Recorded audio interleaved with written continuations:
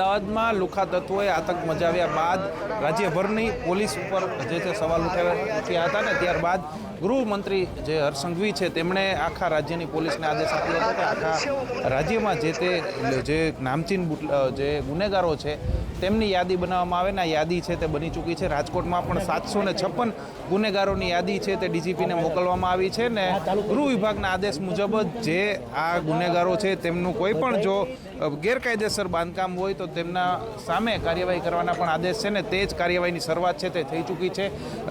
જંગલેશ્વર વિસ્તારમાં જાવેદ જુનેજા નામનો નામચીન જે શખ્સ છે તેના ઘરમાં કાર્યવાહી છે, તેમનું ઘર પાડવાની કાર્યવાહી છે તે ચાલુ થઈ ચૂકી છે ને અત્યારે જેસીબી છે તેના દ્વારા મકાન છે તે પાડવામાં આવી રહ્યું છે. આ જ રીતે રાજકોટના જે ગુનેગારોની યાદી તૈયાર કરવામાં આવી છે તેમાં જે ગુનેગારોના આવી રીતે ગેરકાયદેસર બાંધકામો હશે, ગેરકાયદેસર જે દબાણો હશે તે તમામ દબાણો દૂર કરવાની કામગીરી છે તે કરવામાં આવી રહી.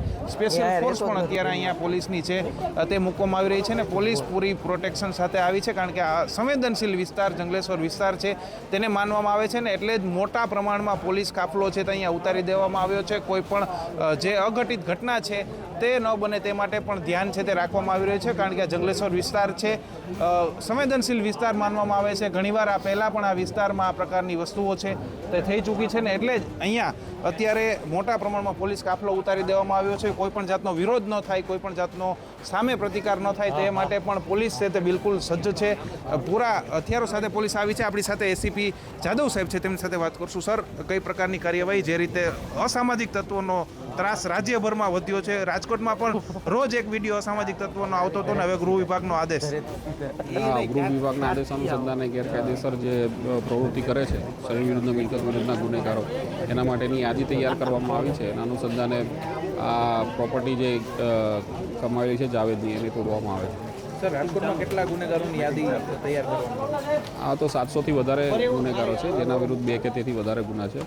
પરંતુ આ જે તમામ આરોપીઓ છે એના ગુનાહિત પ્રોપર્ટીને બધું ચકાસવામાં આવશે ને એ પ્રમાણે ગેરકાયદેસર પ્રોપર્ટી હશે તો એને તોડવામાં આવશે. જે ગુનેગારોનું ગેરકાયદેસર દબાણ બાંધકામ આ રીતે હશે તમામ વિરુદ્ધ આ પ્રકારની કાર્યવાહી થશે. તમામ વિરુદ્ધ થશે.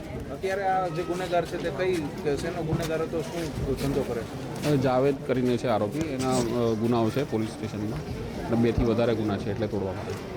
બિલકુલ. તો જાવેદ નામનો જે ગુનેગાર હતો તેનું આખું આ ગેરકાયદેસર બાંધકામ છે 6 જેટલા ઓરડીઓ છે તે બનાવીને ભાડે દઈને તેમાંથી પણ રૂપિયાની કમાણી છે તે આ જાવેદ કરતો હતો ને આ કારણે પોલીસ દ્વારા તેનું જે ગેરકાયદેસર દબાણ છે તે તોડી પાડવામાં આવ્યું છે ને પોલીસે એમ પણ જણાવ્યું છે કે જે ગુનેગારો છે જે લિસ્ટ બનાવાયું છે તેમાં કોઈ પણનું આ રીતનું ગેરકાયદેસર દબાણ હશે તો તેના વિરુદ્ધ આ પ્રકારની કાર્યવાહી છે તે કરવામાં આવશે. राजकोट शहर में अलग अलग जो दारू जुआ और अलग अलग ऑफेंसेस है मिलकत और शरीर विरुद्ध के गुनेगार हैं उनकी यादी 700 के ऊपर के इसम हैं उनकी तैयार की गई है. उसके अनुसंधान में आज राजकोट शहर के भक्ति नगर पुलिस स्टेशन में जंगलेश्वर एरिया के अंदर अल्ताफ छांगड़ी का जो ये प्रॉपर्टी है जो इलीगल कमानी से बनाया है तो उसकी तो डेमोलिशन की कार्यवाही नगर पालिका और पुलिस के साथ की गई है और ऐसे अलग अलग जो भी दूसरे गुनेगार हो गए उनकी जो इलीगल कमानी से जो प्रॉपर्टी बनाई है वो सभी पे कार्यवाही होगी. किस तरह कार्यवाही चालू होती है? अभी वो नगर पालिका का जेसीबी मशीन और पुलिस ऑफिसर बंदोबस्त में रखे गए, पुलिस कांस्टेबल इन प्रॉपर रखे गए जैसे लॉ एंड ऑर्डर में कोई प्रश्न ना हो इसलिए उनको रखे गए और नगर पालिका अपनी रीत से तोड़ने की कार्यवाही शुरू हुई. हाँ, वीज कनेक्शन, गैस लाइन, पाइपलाइन, जो कुछ भी कनेक्शन उन्होंने लिया है सब तोड़ा जाएगा. सर, ऐसे तत्वों को मीडिया के माध्यम से क्या चेतावनी देना चाहेंगे? मीडिया के माध्यम से यही चेतावनी है कि ऐसे कोई भी गैरकायदेसर प्रवृत्ति करने वाले लोग हैं उनका कोई भी प्रॉपर्टी वो नहीं छोड़ा जाएगा. उनको केस करके तो हैरान करा जाएगा पर कोई भी प्रॉपर्टी है वो किसी भी रीत से हम सरकार को के साथ मिलजुल के अलग अलग विभाग के साथ मिलजुल के ये प्रॉपर्टी પૂરી બરબાદ કરી દી જાયગી. સર્વે કરો અને તેના વિરુદ્ધ કાર્યવાહી ચાલુ કરો.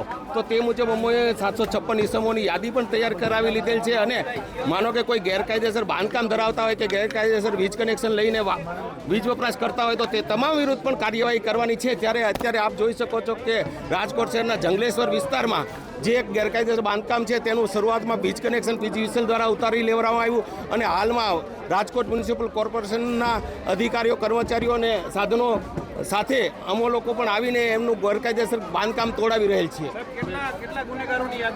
756 ગુનેગારોની યાદી કે જે લોકો 2 કે 2 થી વધુ 4 કે 4 થી વધુ ગુના કરેલા હોય અથવા તો હાલમાં ન્યુસન્સ વેલ્યુ ધરાવતા હોય.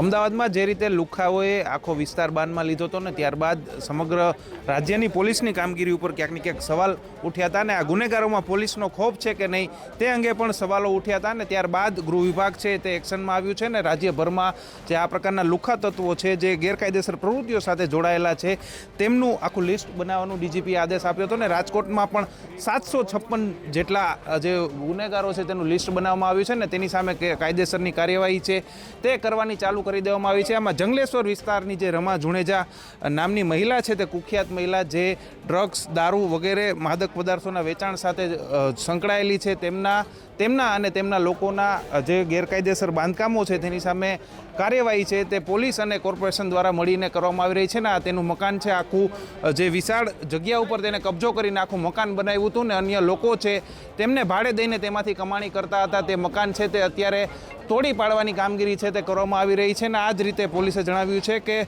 તમામ જે ગુનેગારો છે તેમની સામે પણ આ જ પ્રકારની કડક કાર્યવાહી છે તે કરવામાં આવશે.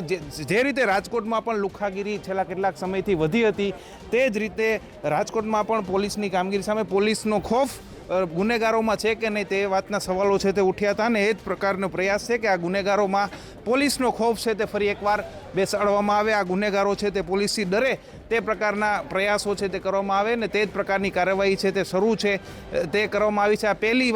આ પહેલી કામગીરી છે તે આજથી આ રમા જુણેજાના ઘરથી તેનું પતિ છે જાવેદ જુણેજા તેના આખા જે દબાણ હતું તે જ્યાં મકાન આખું ઊભું કરી દેવામાં આવ્યું હતું, લોકોને ભાડે દેવામાં આવ્યું હતું તેને પાડવાથી આ શરૂઆત છે તે કરી દેવામાં આવી છે ને પોલીસ દ્વારા એવો પણ દાવો છે તે કરવામાં આવ્યો છે કે આ જ પ્રકારે જે લિસ્ટ બનાવ્યું છે તેમાં ગુનેગારો હશે તેનું આખું જે ગેરકાયદેસર દબાણો છે તે ચેક કરવામાં આવશે ને આ જ પ્રકારની કાર્યવાહી છે તે તમામ ગુનેગારો છે તેમની સામે કરવામાં આવશે તેવો દાવો રાજકોટ પોલીસ દ્વારા કરવામાં આવ્યો છે. રોનક મજીઠિયા, ગુજરાત તક, રાજકોટ.